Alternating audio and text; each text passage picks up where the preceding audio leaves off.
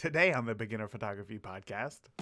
And all of those things are kind of like just running through my head while I'm like taking apart cameras and putting them back together. And then I was like, oh wait, I could just like turn my room into a camera and have like all the stuff that is around me become part of the process and like the documentation of me at that moment.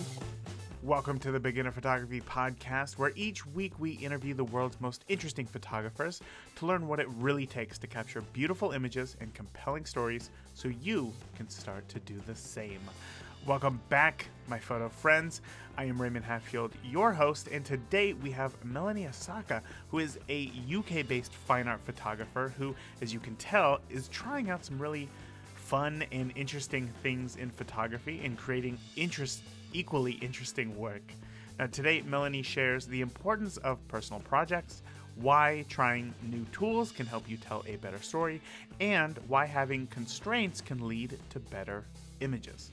But first, it is a new year, which means that it is time for you to try something new. Step out of your comfort zone and grow into a better photographer. Challenge yourself this year to complete a 365. That is right, a daily photo challenge. It is not too late. Join the free Beginner Photography Podcast Daily Photo Challenge Facebook group, where we share prompts and themes to encourage you to shoot. And we all know the more that you shoot today, the better you will be tomorrow. So again, join today by clicking the link either in the show notes of this episode or by searching Facebook for Beginner Photography Podcast Daily Photo Challenge. With that, let's get on into this week's interview with Melanie Issaka. Melanie, I know that, one of the things that I got excited for when I first saw your work was just how, I think, different it was, and not different in a way that is like, whoa, this is really far out there, but different in a way that I could feel something, I think, from your photographs. And I think that we are living in this world now where people are just so excited to share all of their photographs to where sometimes they feel like they don't have a lot of meaning, and yours do. To me, they speak to me, which is really exciting. Before you got to this point, I'm sure that you didn't just wake up one morning and you were fantastic with a camera, you were ready to go, aces. So I want to know, Melanie, how did photography start for you? So thank you so much for the way that you just like spoke about my work. It really does mean a lot when, especially coming being in academia and like making work and being like very theoretical about things, but then when you're like in the outside world, don't know whether it's just all in your head. So I love that. So I started first, I did my degree in graphic design, and that's like my friend behind. Hi, no worries. No worries. um so I started a degree in graphic design, and once I graduated, I was very much interested in making books and like I was very analog. So I was like making prints, and I was always really interested in having like using traditional methods of image making. And then I got into photography more for a documentary point of view. So it was just kind of like I've always had a camera since I since I was young, but it was always kind of just documenting families and just documenting moments in time so that I could recall if either I was going to sketch it or draw or paint. So I was always using it as a form of document. It was never the final piece. It was like just part of my process of making images or making work. And then as I got interested in actual cameras and how cameras worked and how it's so weird because I've like always been around cameras, but once you start really understanding the mechanics, like how it's put together and how it functions, it becomes like really interesting. Or it became very interesting to me, and I became obsessed with like learning as much of photography as possible. And so then one of my first jobs, once I graduated from uni during my undergrad, was working in Snappy Snaps, which is a it's a photography shop. So we mostly like do print on demand, so like do photo shoots with families, and you kind of have everything from printing stationaries to doing like business um stuff, business cards, or like taking photos for fashion shoots and stuff. So it's kind of like just a lot of different aspects of photography. And then I decided to do my master's, but I didn't know throughout the year I was interested in always doing my master's and then going on to do a PhD, but I didn't know what subject I wanted to do it in. And I actually went to the RCA for the interview, actually for the opening, thinking I was going to go into print, and then decided to just go to the photography talk because I started assisting other photographers at that time as well. And everyone just kept saying photography is better. Oh, in terms of like it's more challenging or it's more theoretical. And there's a lot of conversations around image making more so than the actual like craft of making images.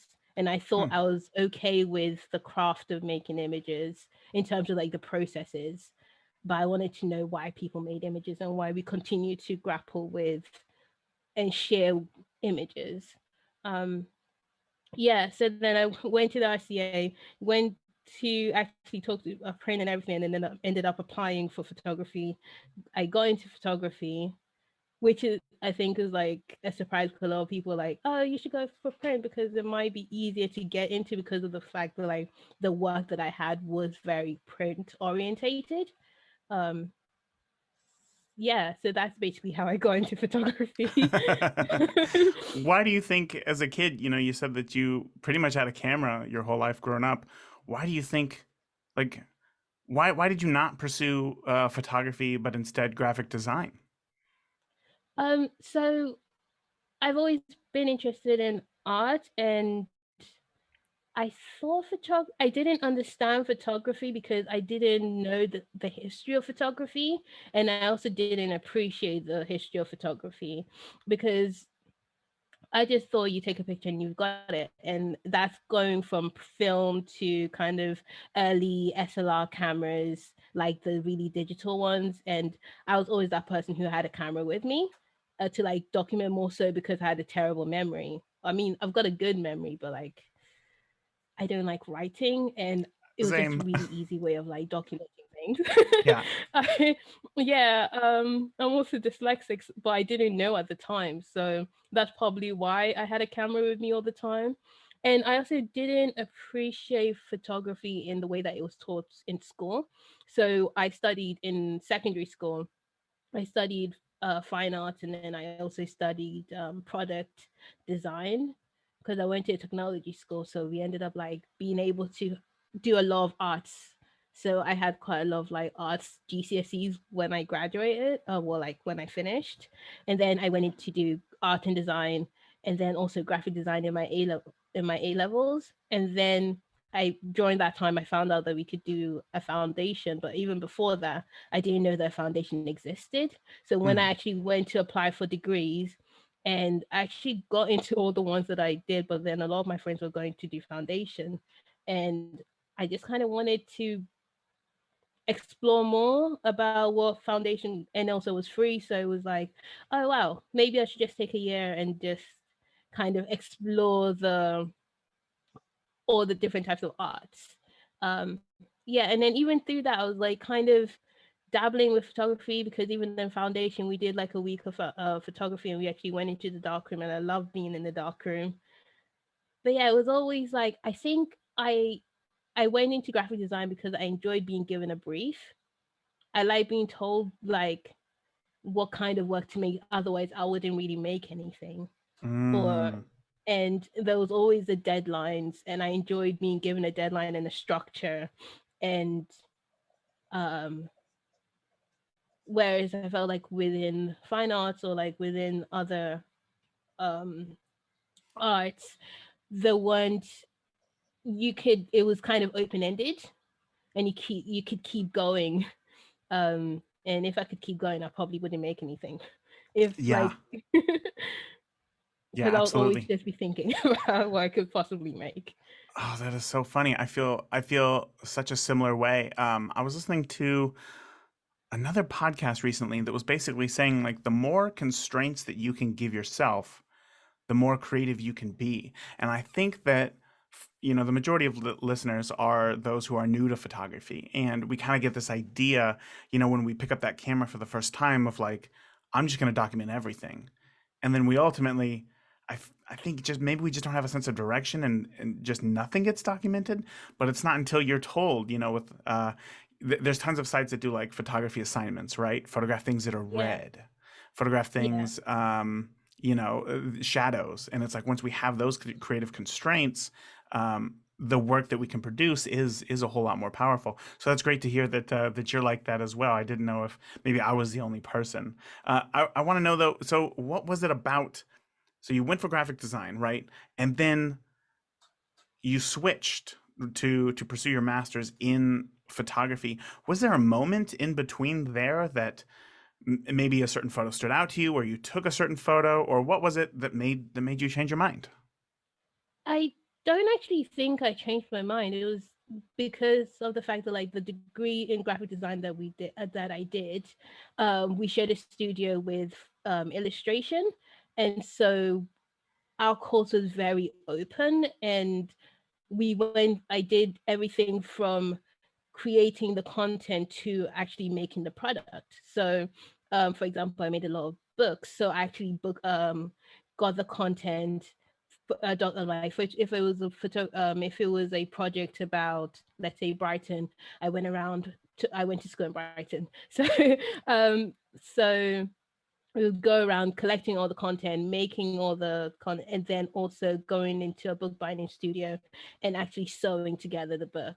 Or like if I was doing print or like screen printing, I'll create the imagery, whether it was photograph or it was a actual illustration that I created, and then like make things out of it. So I was always interested in image making. So I still don't really think that I've switched. More so I've like kind of honed in on like what I'm interested in at the moment. Mm. And I feel like a lot of times graphic design to a lot of people is very much about like making logos and um or like creating catalogs. And it is, but also there's so much to it and so much aspects to it that I feel like I've just gone a little bit more niche in my interest, and that's what like and I kind of had to do that because of the fact that I was saying that like I was very much interested in cameras and how cameras worked. And like one of the projects that I did when I was doing graphic design was I basically walked around a lot of times in Brighton. People leave out their printers, whether they got a new one, so the printer still works, or like something broken with it. So I was like going around picking all of people's like printers and then taking it apart and creating a drawing machine out of it. And I was like basically like a CNC machine. Sorry, What? so yeah. So that was like a project that I did for fun, but then it's also something that I ended up doing as like a self-directed project. But it was like within graphic design, or at least the graphic design that I was studying, we could do that, and that was Mhm. fine. And it wasn't just about like designing logos and branding. It was very much about like being given a brief and like being given a constraint about creating, I don't even remember what that project was called, but it was like something like going outside and documenting typefaces and like recording typefaces. Now, once you like just looking at typefaces, you can end up making anything. So I ended so another project, I'd make like 3D um sculptures of fonts that I've seen outside. Um Whoa. yeah, so kind of coming from that, like my work was very much like image driven, and I was very much also interested in type and fonts because of the fact that like I mean, at that point, I didn't really know because I ended up like later being diagnosed as being dyslexic. But I always like thought of like text in a very image based. Like whenever I'm trying to recall how to spell something, I'm trying to remember what it looks like and the shape of it more so than the actual characters that make it. Oh, that's really interesting. So, so when it comes to the photography side of things, so I'm not. I come from more of, I guess, uh, graphic design, I don't think has really played a big part in my life, as much as just holding the camera and being able to, I guess, create something in front of me simply with that tool. So coming from the graphic design side and falling in love with cameras and how to produce an image, what are the biggest similarities? Like, what connects the two for you with such excitement? Does that question make sense? Yeah, it does. I just think that I think of it as one and the same because within graphic design, when it was about being given like a being given a task to do and carrying it out and trying to figure out how the best way to create that. So I'm thinking of like if you have like a um I feel like I realized that within graphic design, photography was my starting point, and I wanted to learn more about the starting point more so than the finish, Mm, packaged goods. And I wanted to spend more time learning about the kind of history and like kind of giving photography um it's not like it's due, but I was very dismissive about photography as I grew up because it was something that was easily accessible. And I think even now it's very much accessible, even more so.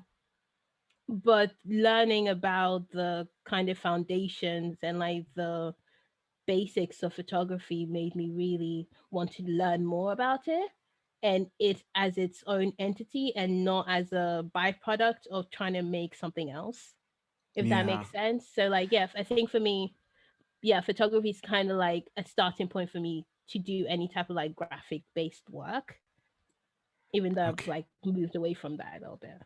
I see. From a um, education standpoint, what's been the hardest part technically for you to learn about photography? um I'm not too sure. I think the I'm still learning about like the other photographers and like other genres, and I wouldn't say it's difficult, but I think there are like almost gatekeepers as to how much information you get. And I felt like I probably had to go to the RCO, like go to an institution to be able to learn more or get like more information because I couldn't just get that off of the internet, Hmm. or get something out of like um and actually no, I want to change my answer. So I think it's more about like the kind of um the hardest part of photography or like within the art is like the being able to kind of categorize my work is really hard, or not hard for me but like hard for others to understand what I do even though I'm like making it, if that makes sense. Why do you think Yeah, that's important? it's important because when people have like group shows or like when, even though we like to say that we don't like to pigeonhole people or like we shouldn't categorize people's works, we do. And so therefore if you're doing anything within photography that is almost outside of kind of maybe like straight photography or like in terms of like portrait, like actual portraits or or landscape or the kind of big names, a lot of people don't know where to put you. Hmm. And so trying to find those spaces that you could coexist, I could coexist, it has been difficult. Hmm. I Um, gotta say, I think looking through your work, I never tried. I don't know. Maybe I never tried to categorize it. I just like it felt so, um, maybe not fresh, but because the techniques that you're using, they're not traditional techniques, but they're not. I don't think new. Maybe you can correct me on that, but it definitely doesn't. Um, I guess the type of photography to me felt. I don't want to say unique. Unique sounds too vague. Personal, and to me, it still feels like portraits. It still feels like it's you, and it's very humanizing. Um, So I like that kind of makes me a little bit sad that others have a hard time defining or I guess figuring out where to put your work. Do you think that that's changed how you capture something? No. um, I think I have like kind of categorized my work in terms of like what I do to make a living and what I do for myself. And Yeah. the kind of work that I've been putting up is kind of self-directed, and if I make nothing out of it, I'm okay with that, because then that means that like I'm not doing it for a particular audience, even though an audience is very much like part of the process, like me having a conversation, even if I never hear the other side. Mm.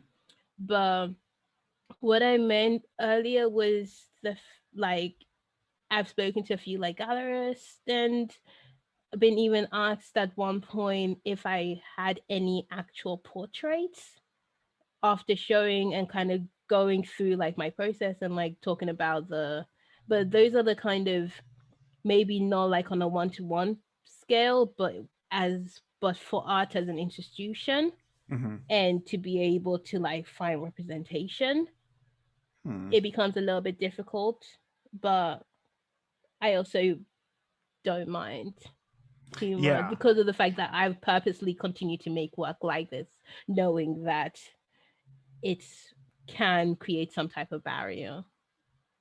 I love how you have given yourself the permission to have two different sides of yourself, I guess. One to make work, maybe that's a little more commercially viable, I suppose, and then one just for yourself. But I quickly did a Google search for to define the word portrait, and it is a photo. It's a painting, a drawing, a photograph, or an engraving of a person. Yeah, my And that's work what is you're very doing. portraiture. Yeah, my That's what work you're doing. definitely is portraiture. Yeah. Um, and I Yeah. still put it in a portraiture like category Hmm. because of the fact that like that was the starting point. Was I very much like photographing people, and I'm very much interested in like in the archive, and especially like as a black woman and like a black person, knowing that like within my own family, not being able to see what like my grandparents look like, even though like I might have like a few pictures, but like for example, my mom's side of the family, there was a flood, so a lot of pictures were damaged. Oh, So I probably have like one picture of my grandmother, and then the wow. rest is kind of from memory of a child. So from that, from as long as I could remember, I've always like photographed my family and friends. And because I walk a lot, I'm very much interested in like psychogeography, but I spend like hours walking if I can, and just documenting strangers and having conversations with people. So I've always been interested in portraiture, and then once like lockdown happened, I had no choice but to like photograph myself. Yes. And also I wanted to photograph myself because you kind of start looking back on the images, or at least I start looking back on the images that I've taken and realize that, oh, I'm not in this picture because I'm the one behind the camera. Hmm. Hmm. And then just like that keeps happening. Oh, that's interesting. So I think that we can all relate to that sentiment right there. Is that why? So, again, when I look at your Instagram, when I look at your work, when I look at the stuff that has been getting attention, it is your self portraits. Is that why? Hold on. I guess let me reformulate this question. So, I know that a lot of people are hesitant about being in front of the camera themselves, Mm-hmm. but it is really important to you. Can you break down the why of yourself? Like why? Okay, so obviously, hold on. So lockdown happens, right? You kind of have to take photos of yourself. But was that always something inside of you that you wanted to capture yourself? And how has that changed now that things are starting to ease up and get a little easier so that you can get out on the street and talk to strangers again? Yeah, I always wanted to photograph myself, but I never knew how to. I didn't know what to do in terms of, you set up a camera, and if I'm like, if my friends are taking pictures of me, that's fine because it's like that moment, and it's that like I am not hyper aware of the implications of a camera, right? Like yeah. But then if when I was alone And I was like, okay, one day I'm actually going to just pick up the camera, set up, and then just take a picture of me. And then I was just thinking, what do I want to remember of this moment? And there isn't really anything that is so significant for me when I was making those images in my house. Um, but then, like I said, like I always wanted to be able to like just take pictures of myself. And just looking at artists like Zanella Mahole and like um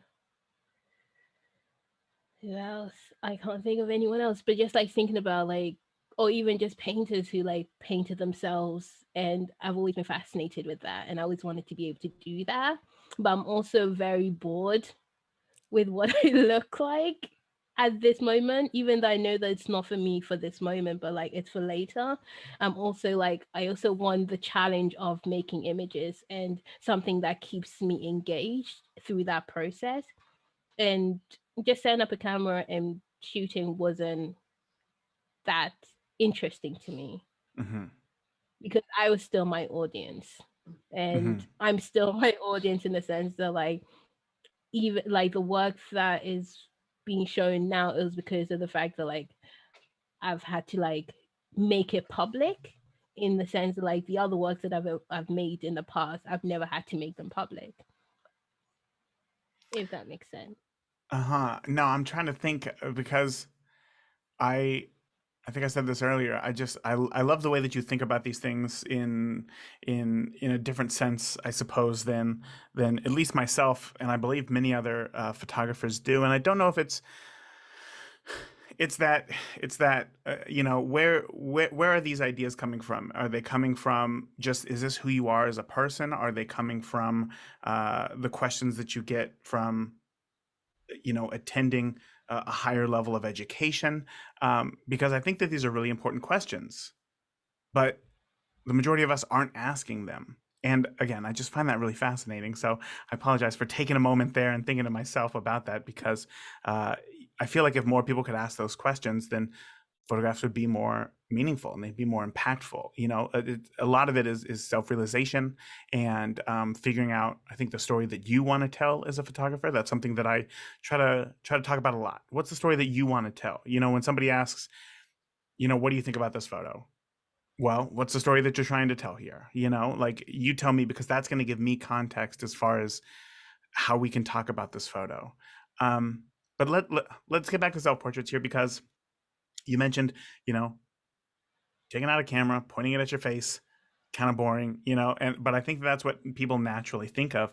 But you take it a few steps further, right? With maybe some non-traditional methods with cyanotypes, photograms, which I didn't even know what a photogram was until I saw some of your work. How are these tools helping you to tell your story?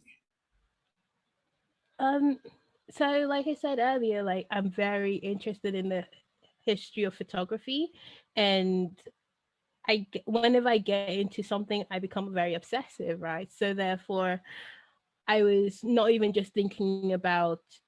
I was including like taking portraits of myself. I was also thinking of the ways that um portraits have been taken in the past, and then also like the history of photography, and it's also like this idea of like legitimizing photography as an art in itself, but then also how photography has been also been used as a way of truth telling. Like, for example, if I sit in front of a camera and smile, that means I'm a very smiley person who's like happy, and if that's all people ever see of me, that becomes who I am. And or if I'm sad, then so forth, right? So we create images and representation through like repetition. And I I think maybe I did a cop out where I was like, I don't know what expression I want to have at this moment. And so I will think about what makes me me. Like, for example, with the photograms or the cyanotypes, once you get really close to them, you can see my fingerprints and you can see like my hair structure, and you can see other parts of me that isn't the first thing you'll notice in a picture. And I felt that like me actually lying and being in contact with material was more representative of me at that moment, because of the fact that like when I'm working on the paper or like I'm in complete darkness, I'm just kind of free to play and do whatever. So when you do see the work in real life, you can actually see like my imprint, and you might not be able to know like the mood at that moment, but you can actually, because of like how much contact and how much like the papers felt more so than me. And I was also very much interested in like the history of like Black women within history, and like image making in that sense, and like the and wanting to be able to capture it, but then also finding it to be a very problematic tool. And I think too much. So I'm just lying around in my bedroom, just thinking and reading, and just like trying to like, I enjoy reading, and like also got to a point where I just wanted to read a lot more like African history and like African like literature, and all of those things are kind of like just running through my head while I'm like taking apart cameras and putting them back together. And then I was like, oh wait, I could just like turn my room into a camera, and have like all the stuff that is around me become part of the process, and like the documentation of me at that moment. And it wasn't really about like, and because the work requires I can make it, but then I'll like for example the photogram, because they're so big, I have to like roll it up and then put it in a dark space, so I never get to see it until I was able to like process it, and that could take weeks to process Wow. it. So therefore, like I was making images that I couldn't see, and so I was like able to just like kind of be free to experiment and to like, oh well, it's possible like there's nothing on it, or like I can't wait to see what happens when I put it through the when I process it, or like put it's like the RA4 machine. So it's a color processing machine that I work with, but that was in the university. So because of COVID, we were in like 2 weeks on, 2 weeks off. So I'll be making work and then taking it in like a week later, and then I get to see what I've done, and then going back to my bedroom and taping it all out, because I've already like turned that into a camera, and I've even like dismantled my bed. And so like, yeah, I don't know if that answered your question, but that's kind of What what I'm thinking. I'm like all over the place. what was that like when you forgot that first? Was it a cyanotype at first, or was it a Mm, photogram first? the photogram. It was the photogram first, and I really disliked it. Really, the first one that was Yeah, the first developed? one I really disliked. Yeah. Why? What was it about it? Um, What was it, a technical issue, or was it you wish that a posing issue or something? it was more because it was more like sexual than I thought it would be, in terms of like it showed my figure, and Mhm. but then it was also, it wasn't what I thought it would be, even though I knew that that was what I was going to get, but it was a little bit more than I wanted to show off myself. And so therefore I feel like I was uncomfortable with the image and what it might say, or how it could be read. So did that mean you went back to the drawing board, or did you already have more queued I up had more. to develop? Okay. Yeah, I had more to queue up. And then also I was very much interested in why I was made uncomfortable with the image. And I think that like being uncomfortable is a very interesting place to be, in terms of like making images and like represent and like making images of oneself and portraiture, and disliking or liking, but also that in between of not knowing why. And I wanted to investigate that in terms of like myself and being able to live with the image more so.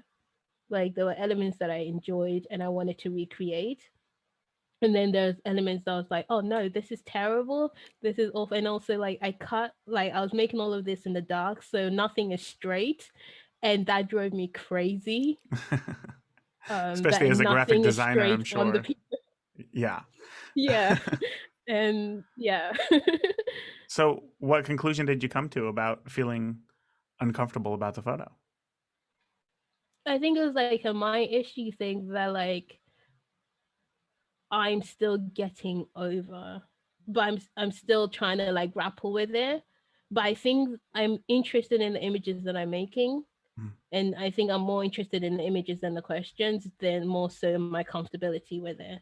And Mm. I guess like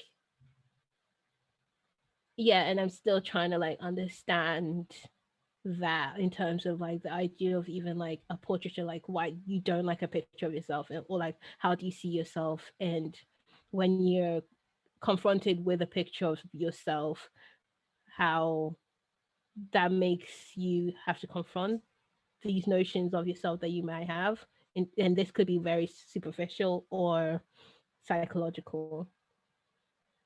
Yeah, I So think that's a conversation for maybe another podcast. This one, sorry. no. I appreciate that. I appreciate you opening up and being honest, because I think many people feel uncomfortable with looking at photos of themselves. So putting yourself into a vulnerable situation, and then having to, self discuss, I suppose, why you feel uncomfortable with it is that's a big thing. That's a big thing. So with the photos that you had got. So I guess let me ask more of a technical question.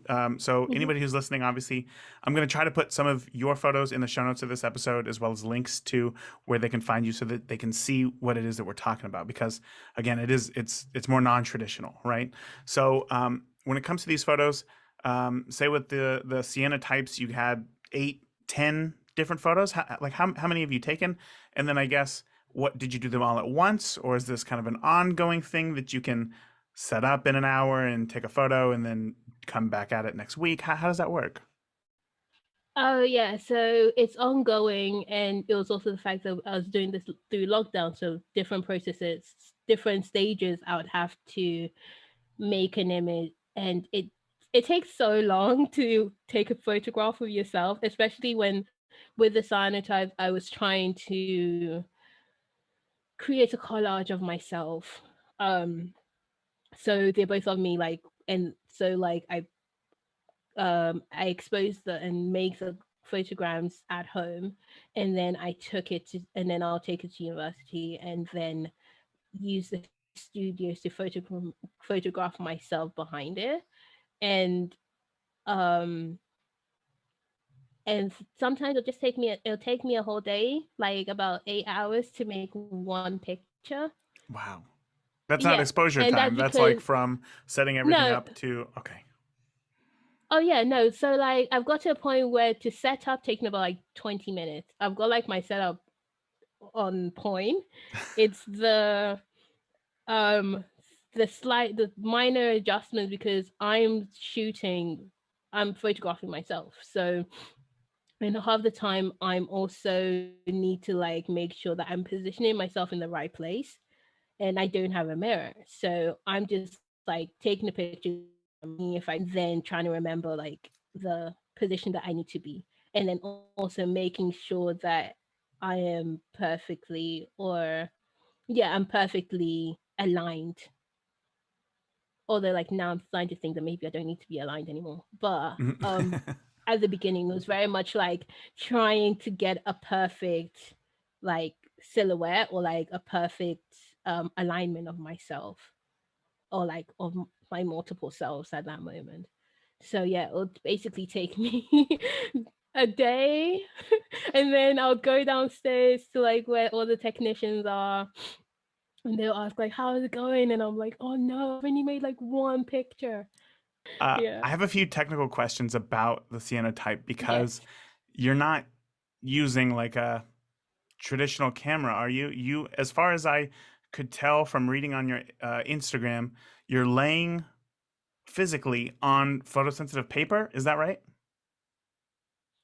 Actually, so with the cyanotype, I'm actually lying on paper, or I've coated the paper. I've coated the paper or fabric. I started working with fabric later on as I needed to go really big. Otherwise, before I was like just seeing how much paper I had around the house and then just sticking it together. But then later on, I started working with fabric because I had quite a lot of like fabric at home. So I'm working with calico, which is like a uncoated cotton fabric. And then I coat it with, I always forget its name. It's like potassium ferricyanide and something else. So it's like basically these two chemicals of one's like UV sensitive, and then the other gives you the blue or the cyan Mm-hmm. color. Um, and then um, basically rolling that out in my garden and then just lying on it for an like 20 to an hour, like 20 minutes to an hour, depending on how much UV is in the air. So normally you want when you're doing it, you kind of need to be like in sunlight, like a lot of sunlight, but also just like a lot of sunlight doesn't equate the amount of UV light in the air. So Sure. um so it's just basically like me lying there for a long period of time. And so that means like every time I move, um it gets recorded to an extent, So depending on how there's still I am. sure as you would imagine with having such a long exposure. So so there's no box that is capturing an image. It is simply photosensitive cotton. You're laying on it, and Yeah. then how does it get developed? I guess is that the right term? Or when you stand up, Yeah. is it It gets done? developed. Okay. How does that Yeah, so when work? you stand up, it's still when you stand up, it's still, as long as it's in UV light, it's still developing.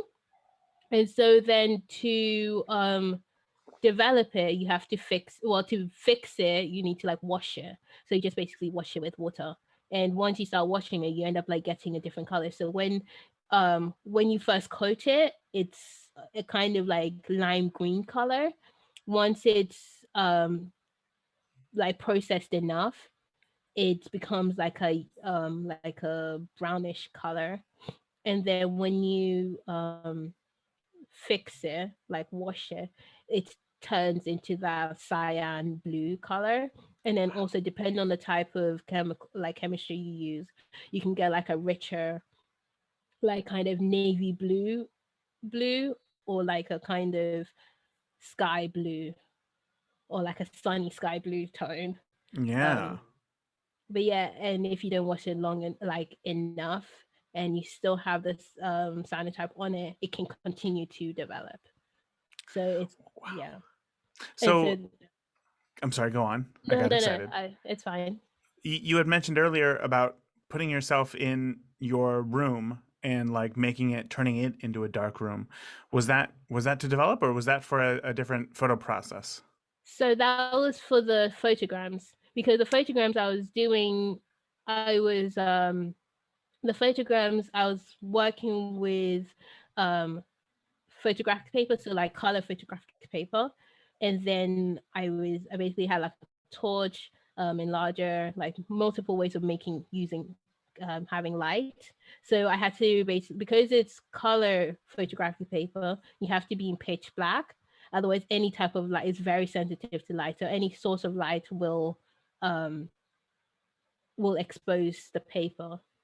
And then, so with that, I basically spent a lot of time like blocking out my room. So they basically became like a black box. Mm-hmm. And then in that moment, I make the exposure, and then roll the paper up, and then put it back into like into a black bag, and then wait for me to like go to university to process it. And so that means like once it's exposed and it's in a black bag, it can't be exposed to light, otherwise it'll it'll basically fog the paper. Right. Mm-hmm. So I'll basically like go from one side of London to the other, hoping that nothing is like being exposed, or like there's no tear in the bag or like in the box, and doing that multiple times throughout the year, just like carrying boxes around with me. Yeah. um, I would imagine, and then especially also when the it takes. Sorry. Go on. No, I was just gonna say the like, and the possibility of there being nothing in it, but Right. yeah, I would imagine that fear especially when it takes all day, potentially to make a photograph, to have it potentially ruined by, I don't know, a bad zipper on your bag has got to be absolutely terrifying. I wanted to yeah. ask a question about exposure time when laying outside. You said sometimes it's between 20 minutes to an hour. How do you know? How do you calculate that? Well, it was more because of I started to kind of, because I was making it a lot, I know what kind of conditions that I want. So like normally I want there to be a diffuse light because I want the shape to be a little bit not, I don't want the lines to be as crisp. And then also the fact that like if there is a lot of harsh shadows, it's going to show on the cyanotype as well, or Hmm. like even the photograms as well. Well, cyanotype is a type of photogram because it's also like a contact print. Hmm. So yeah, I was always like, I knew that because if I freshly made it like the batch, and I'll basically make like 5 liters of it or something, and um I'd make about 3 or 4 in like in at night, and then in the morning, later put that out in the garden and then lie on it, and then depending on the weather, if I get too cold, I'm just like I've tapped out. It's got um I get what I get, and sometimes it's not enough time. Sometimes it is, but like normally Yeah. about 30 minutes is good. Sometimes I could even do it in 10 minutes if the weather was actually like if it was in the summer. Wow. Um, This is so crazy. This is so like, I feel like we've gotten to this place today where photography is such a science. Like it is down, like it's measured in the, down to an 8,000th of a second. You can have an exposure time.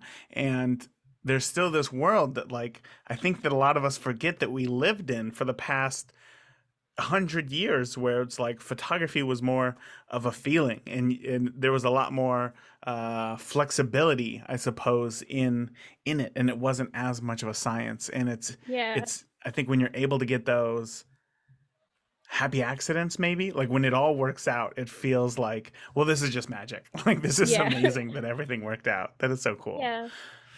I'm interested in your creative process as far as this is a new question that I'm asking everybody this year, and that is when you are exploring something new creatively, is it easier for you to get quote unquote the shot, that you have in your head that you want? Is it easier for you to get that shot when you're free to take 1,000 photos, or when you're limited to just being able to take one image?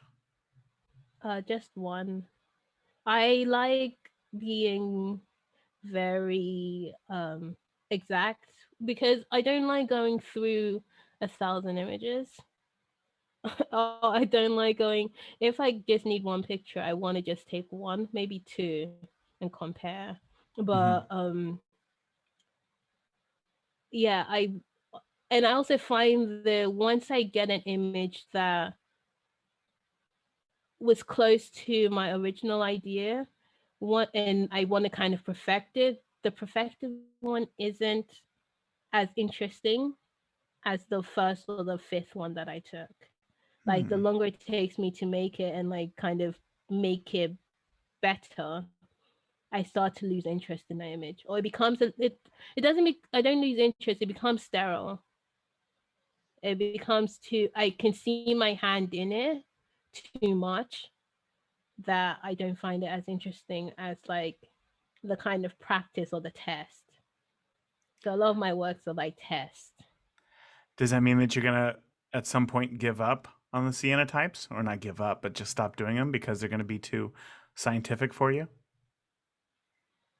Yeah, I think so.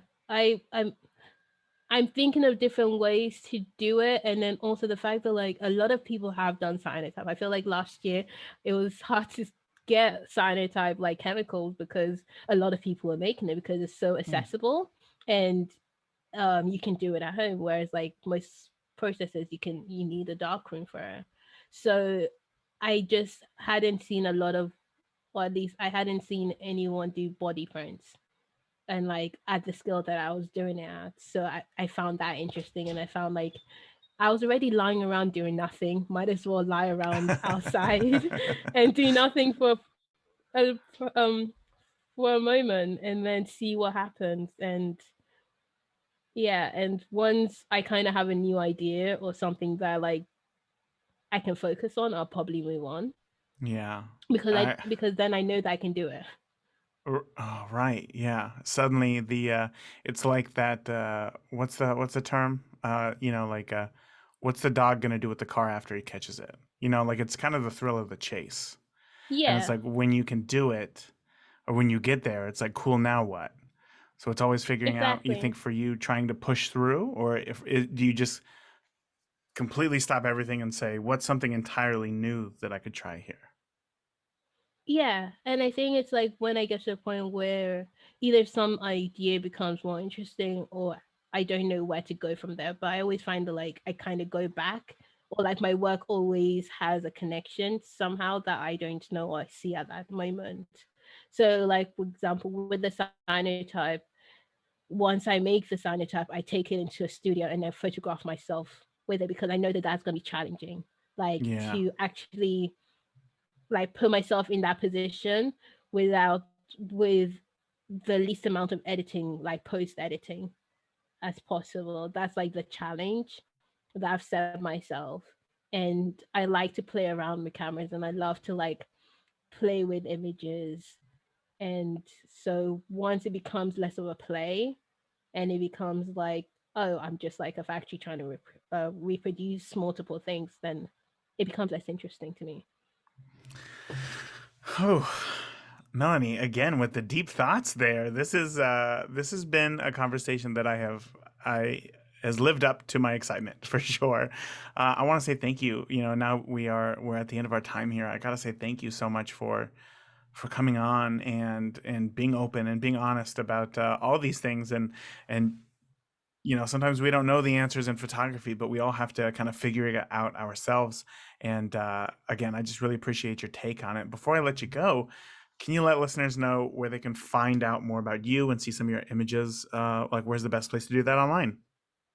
So I have a website that my amazing friends created for me. It's currently like um, so it's currently a holding place, but you can see a lot of my work through there. So it's melanieissaka.com, and then my Instagram, which is Melanie, which is MELO_ONNY. Um, and then I also have work at Versace at the moment, so it's London Grad Now, which yeah, which will be on till January. So that's like the Versace in London. So if you're in London, please go and see it and see everyone else's work, which is amazing. Yeah. I think my biggest takeaway from this interview with Melanie was just her courage to try something new. So many of us look for answers in just one place, and then that becomes the end all be all, the only way to do something. Whereas Melanie, she seems to be searching for those answers from within. I love this. What was your biggest takeaway from this interview with Melanie? I would love it if you were to share it in the Beginner Photography Podcast Facebook community, where you can hang out with the rest of the community, see what they are up to, what they are shooting, and you can even get answers to your own photo questions. You can join for free by searching the Facebook for Beginner Photography Podcast group. You'll find it there. Come on in, join. That is it for this week. Remember, the more that you shoot today, the better you will be tomorrow. Thank you for listening to the Beginner Photography Podcast. If you enjoy the show, consider leaving a review in iTunes. Keep shooting, and we'll see you next week. I actually like a lot of the photography that I know is like all self-taught as well. Mm-hmm. So, So I think a lot of people kind of feel like they need to like when you go to university you're gonna get taught to um take pictures. They don't. They only talk about the images and they only talk about one picture. And then you kind of have to do all of that yourself. So you definitely Would don't. I you? don't think you've missed much. That's good to hear. Would you recommend, like, if a friend asked you, like, should I go to school for photography or should I just kind of go it on my own? What would you recommend to them? I think then I would ask them what their end goal is. So like in terms of if you want to learn about photography, you don't need to go to university, and it also slows down your process. Like actually assisting, like I've done a lot of assisting, and that's where I've learned a lot of like the technical aspect, and then also different ways to approach and use photography. But for like going to university was very much about creating contact and meeting people who are interested in talking about photography Mm, and having that community, because when you're actually working within the photography world, not a lot of people actually care about the camera you're using or um the actual like meaning behind the image. It's very much fast paced and trying to get something done and out into the world, and okay is fine. like yeah. yeah, so there isn't a lot of depth to it.